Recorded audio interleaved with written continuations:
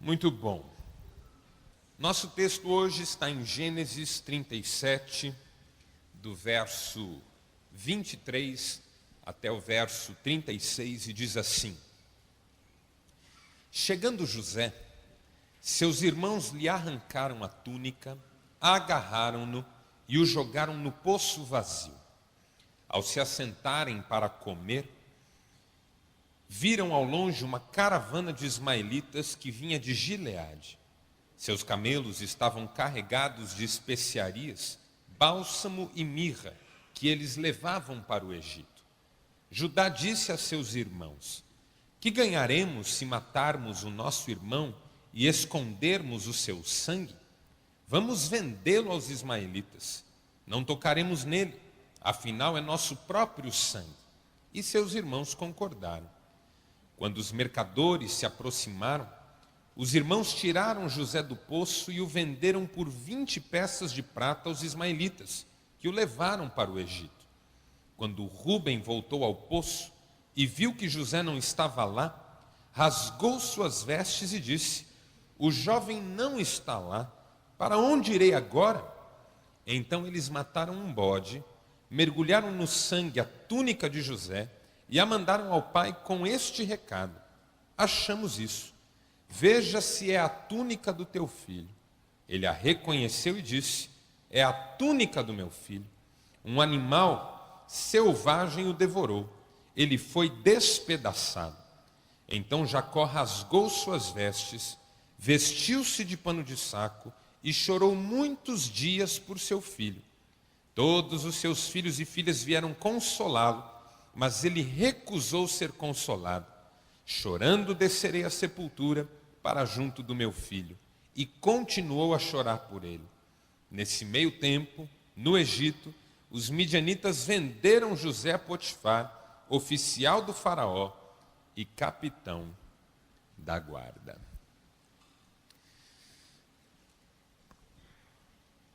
Veja só, tem muita gente ruim nesse mundo. Sempre tem. E esse tipo de gente pode ser encontrado em qualquer lugar e muitas vezes pode estar na nossa volta. José tinha 10 irmãos que eram maus, profundamente maus, essencialmente maus. Eles arquitetaram, executaram um plano mau com o que nós chamamos hoje de requintes de crueldade. Além deles serem invejosos, e eram invejosos, tinham muito ódio no coração. Assim que eles viram José desprotegido, veja, José era um menino de 17 anos, não mais que isso, certamente.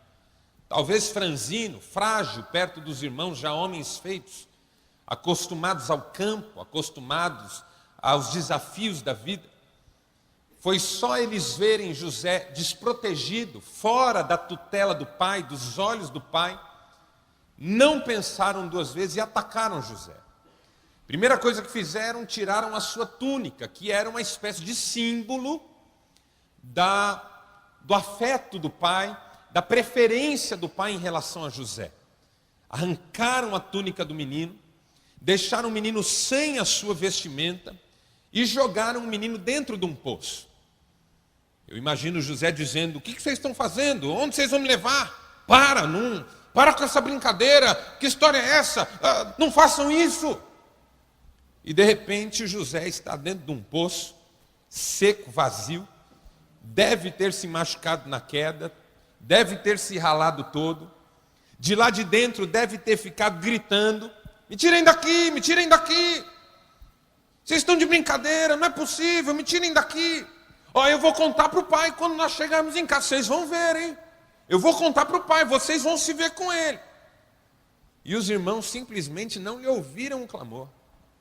Pelo contrário, continuaram ali por perto, deixaram José lá dentro, comeram enquanto José estava lá dentro e não se sensibilizaram com ele. Pelo contrário, o desejo que eles tinham inicialmente era o de matar José.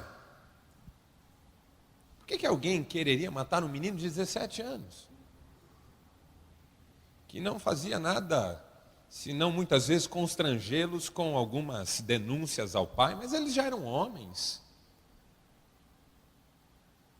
Um deles de repente diz assim: não vamos matar ele não.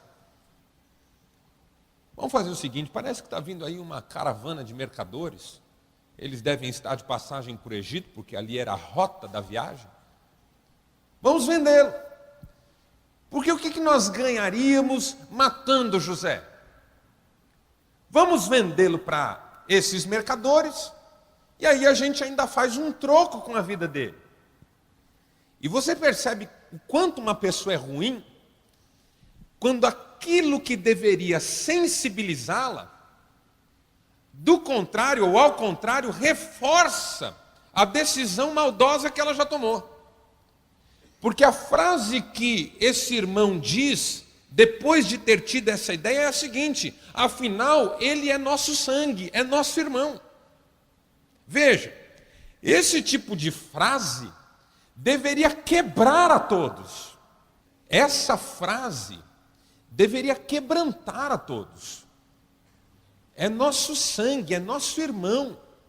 Uma vez dito isso, os demais deviam dizer: puxa, o que nós estamos fazendo?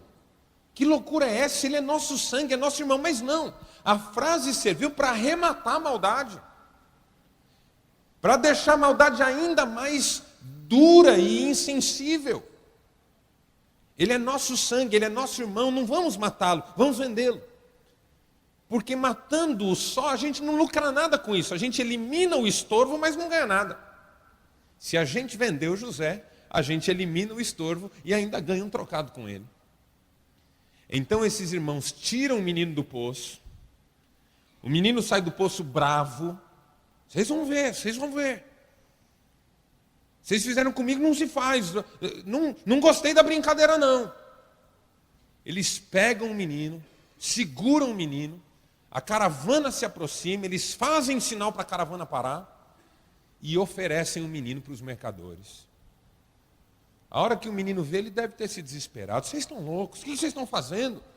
Não, gente, não faz isso não. Eu não conto mais para o pai. Meu irmão mais novo era assim.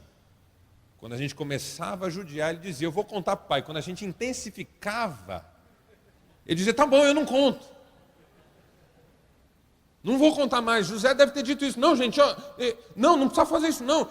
Eu prometo que eu não vou contar nada. Vocês estão perdoados, eu não vou mais falar nada não. Mas os irmãos não ouvem.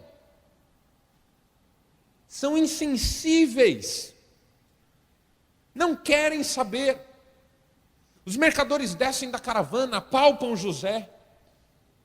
Olham a sua boca, talvez. Olham os seus sinais vitais mais evidentes. Oferecem 20 barras de prata.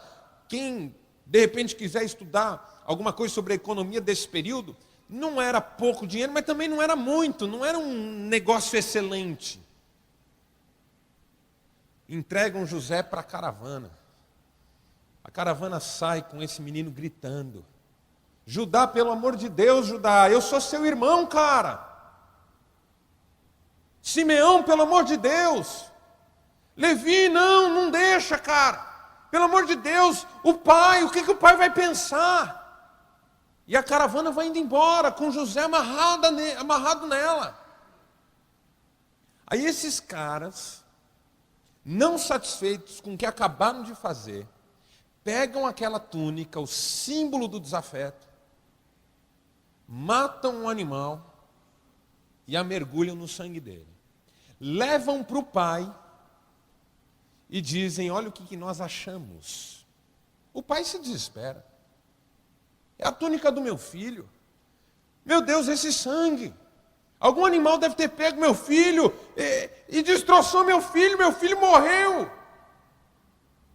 E o texto é tão deprimente que diz que esses caras tentam consolar o pai.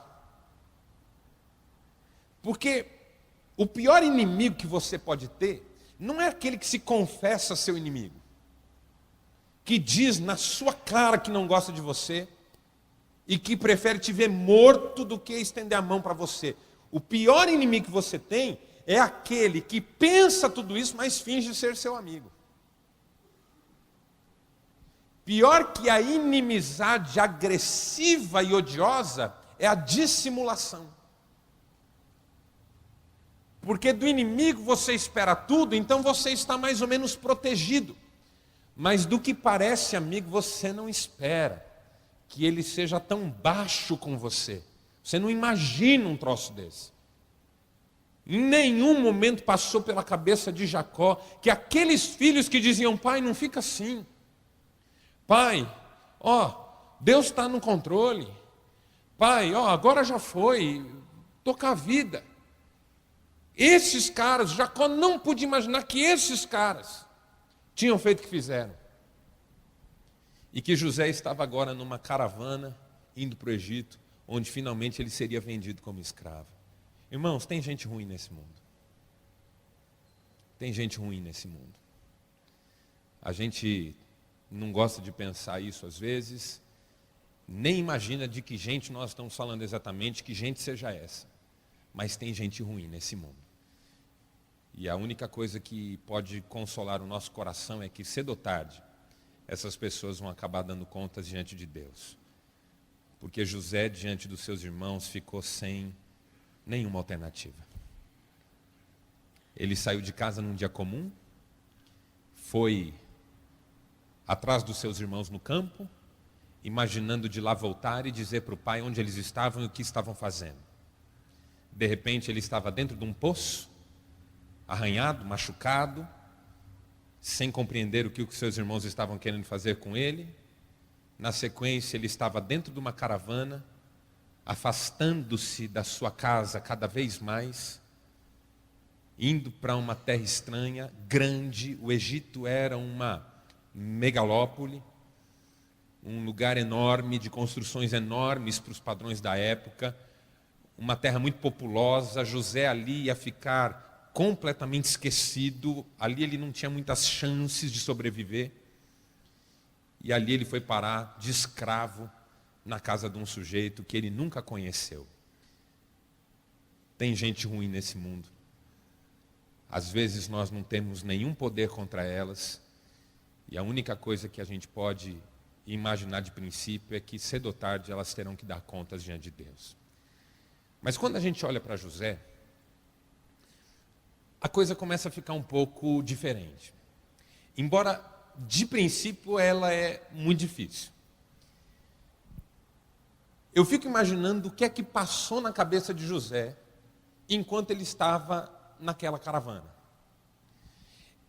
Eu acho que o primeiro sentimento que vem no coração de quem toma um golpe muito grande, é traído, é prejudicado muito seriamente por alguém, é a revolta. Aquela decepção indignada. Eu não acredito que fizeram isso comigo. De repente isso pode até ser uma vontade de matar. José era um menino bom, puro, era temente a Deus, mas eu não imagino que ele tenha ficado isento desses sentimentos ou imune a eles. Afinal de contas, isso é da nossa natureza. Você às vezes deseja a morte de alguém. Como eu estou desejando a morte desse morcego agora.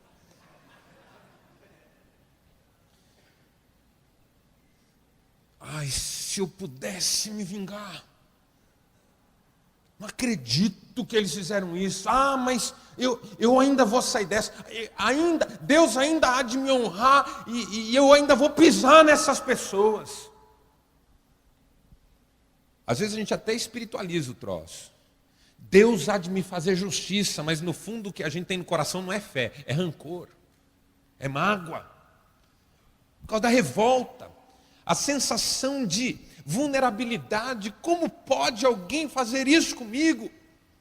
Como é que eu fui deixar? Como é que eu fui acreditar nessa pessoa? Como é que eu fui acreditar nessa mulher? Como é que eu fui acreditar nesse sócio? Como é que eu fui acreditar nesse político? Como é que eu fui acreditar nesse irmão? Como é que eu fui acreditar nesse cunhado? Bom, cunhado ninguém acredita. Revolta.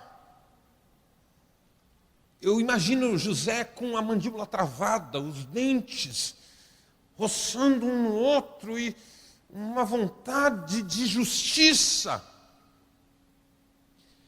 Mas quando esse sentimento se intensifica demais, chega uma hora que dá um clique e ele muda, como se ele tocasse um limite e nesse toque ele fosse totalmente transfigurado para um sentimento de impotência.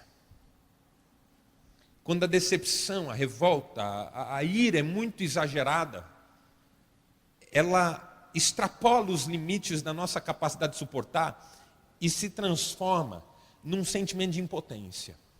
E agora eu estou imaginando José sentindo-se impotente. Porque ele pediu tanto para os irmãos pararem. Ele falou tanto para não fazerem isso com ele.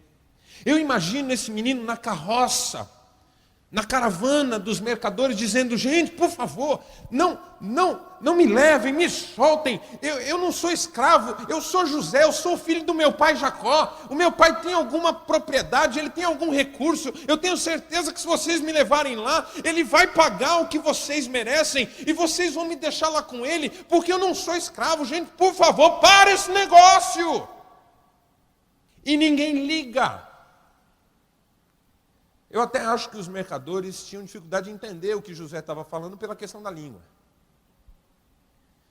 Os irmãos devem ter conseguido se comunicar de algum jeito. A linguagem do dinheiro, no final das contas, todo mundo entende. Mas a do amor é complicada. A linguagem do ganho, em todo mundo é igual. Mas a da solidariedade tem tantos obstáculos, tantas barreiras, tantos ruídos. Eu imagino José dizendo: me soltem, por favor, me soltem. Olha, o meu pai paga vocês, o meu pai paga. E os caras não deram ouvidos. A viagem foi tocando. Esse menino foi vendo o horizonte sumindo. As coisas sumindo no horizonte. E nada da viagem mudar de rumo. E nada deles soltarem o menino. E ele chegando longe. E o pai nem sabe onde ele está. Impotência, mãos atadas. Eu imagino José mãos atadas. Você já se sentiu assim algum dia? Depois da revolta, a sensação de que não tem o que fazer. Fazer o quê? Brigar com quem? Pedir ajuda de quem? Aí quando você está aprofundadamente submerso nesse sentimento, vem um outro que é pior, que é o sentimento de solidão. Uma sensação de abandono. Uma sensação de: meu Deus, eu não tenho ninguém. Quem está à minha volta não pode ou não quer me ajudar. Quem eu conheço, eu não tenho acesso. O José chega no Egito e ele não sabe o que os irmãos dele falaram para o pai dele. Ele não tem ideia. Talvez ele ficasse pensando: não, meu pai vai aparecer, meu pai vai fazer os meus irmãos contarem para ele o que fizeram comigo, e ele vem me buscar, mas tudo fica cada vez mais difícil. Ajuda de quem? José ia pedir ajuda de quem? Socorro de quem? Você já passou por isso?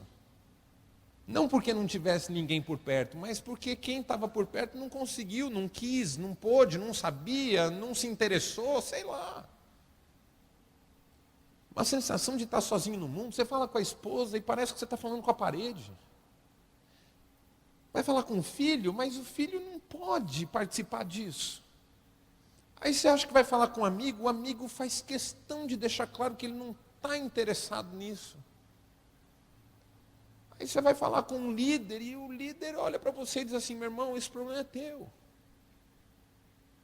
E aí você diz: cara, eu estou sozinho no mundo.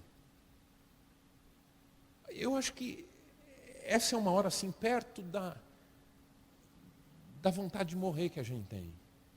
É a sensação de estar sozinho na vida. E essa sensação, ela dá lugar a uma que consegue ser ainda pior. Porque aí pior que ela é só mesmo a morte. Que é a sensação de deslocamento. De ter perdido o seu lugar no mundo. Sabe quando a pessoa diz assim: cara, acabou, para mim acabou. eu não tenho mais chance, eu não tenho mais jeito. Ele já passou pela revolta, ele já passou pela impotência, ele já passou pela solidão, agora é uma sensação de estar sobrando. A vida se tornou um troço tão inútil que a sensação que a pessoa tem é que acabou. Indiferente está aqui, ou está aqui, ou está ali, ou está lá. Indiferente. Eu morri, mas não me enterraram. Que é o último estágio na vida de José. O José está no Egito. Ele foi parar numa praça, provavelmente, onde novamente ele foi examinado, aquele mesmo exame, na caravana, agora feito por alguém que está interessado no produto. Aparece lá um comandante do exército egípcio, capitão da guarda do faraó, um cara importante, ele tem dinheiro. Talvez José tenha tentado falar com ele alguma coisa. Eu sou filho do Jacó, eu não sou escravo, cara, me ajuda. Mas, novamente, ninguém deu bola para ele, ninguém ligava para ele. Ele falava ao vento, e o vento não responde. E aí ele vai parar numa casa que ele nunca viu na vida. Sabe quando você chega num lugar e tudo que você pode fazer é respirar fundo. Aquela bufada que a gente dá, a gente arfa.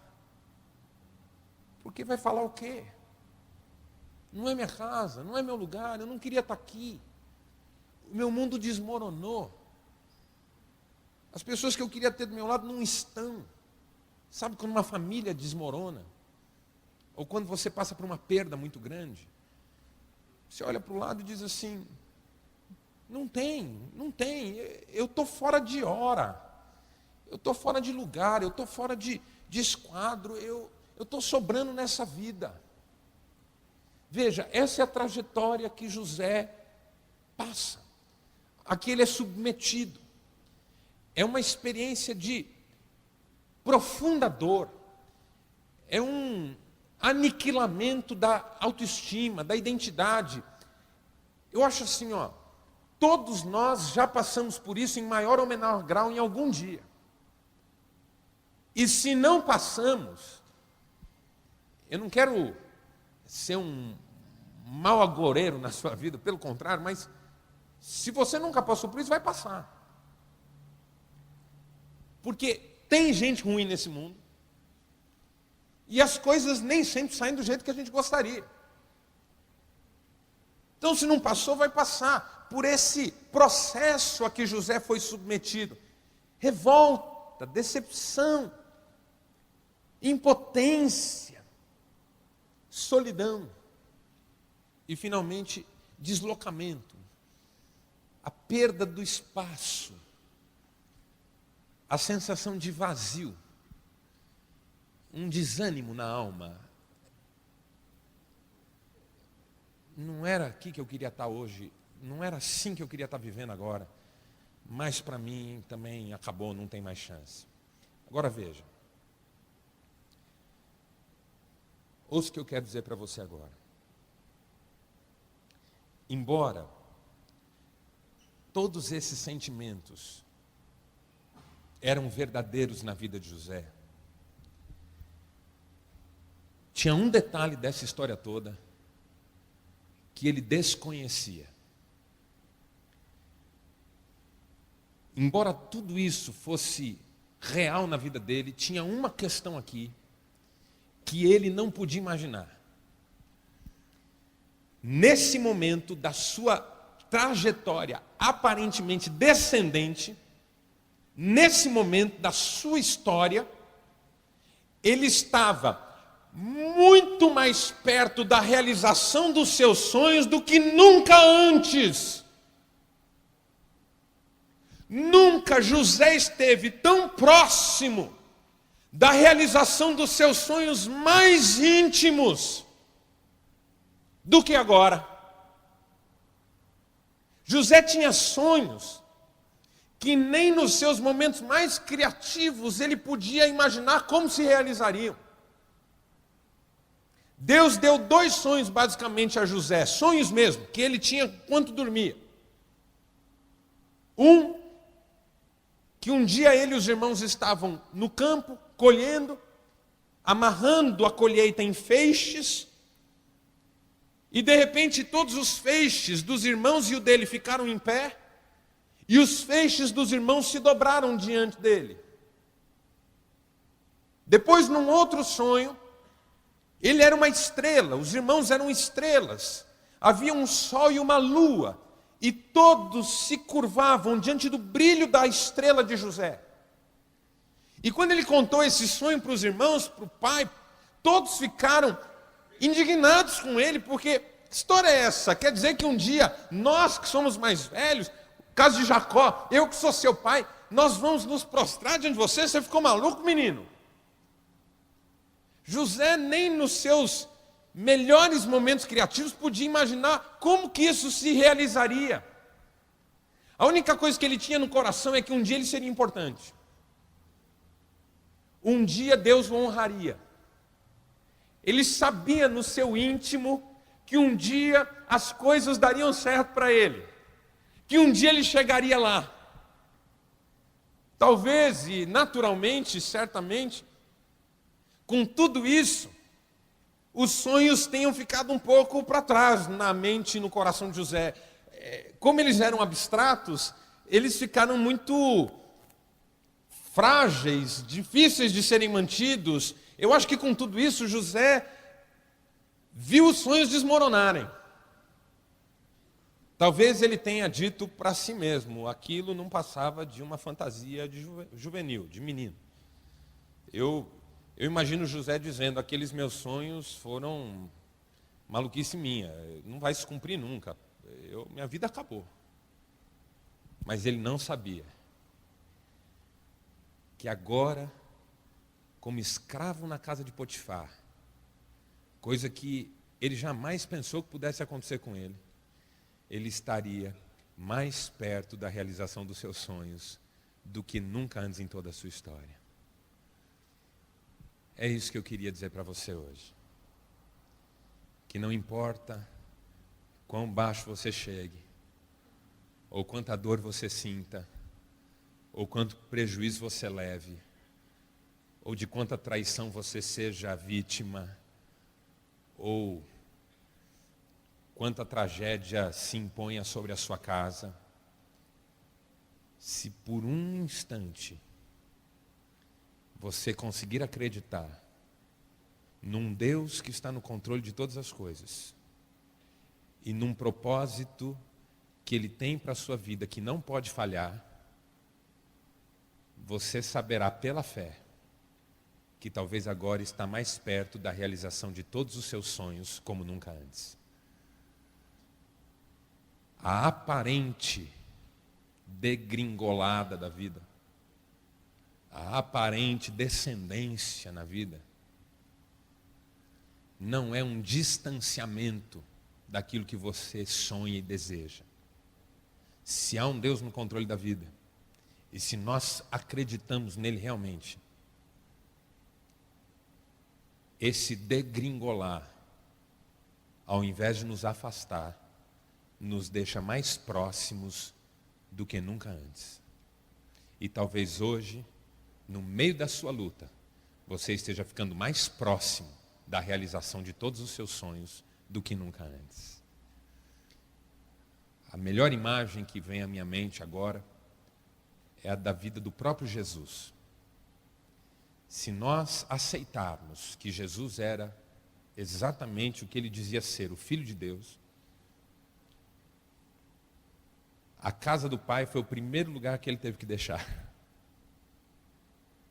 Tornou-se escravo de todos nesse mundo, como ele mesmo disse, eu não vim para ser servido, vim para servir.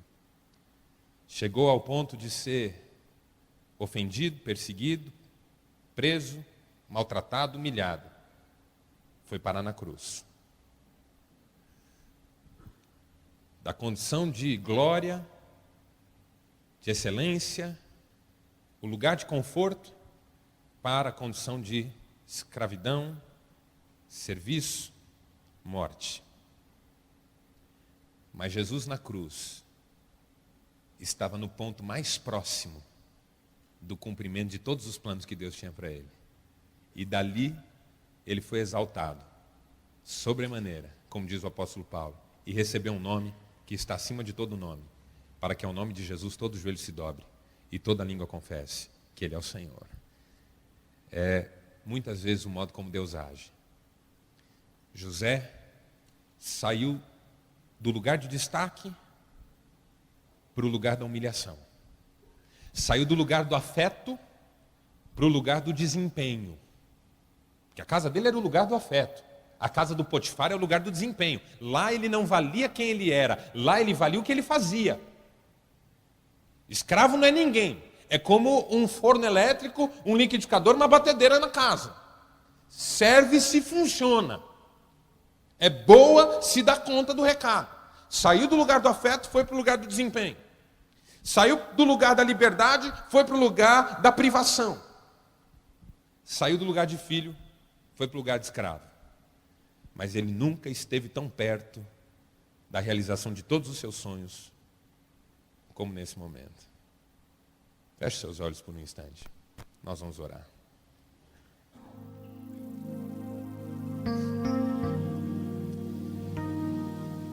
Eu não sei qual é a situação de cada um aqui, Pai, e nem poderia saber. Certamente há aqui aqueles que se sentem indignados, revoltados, decepcionados, rancorosos, com raiva,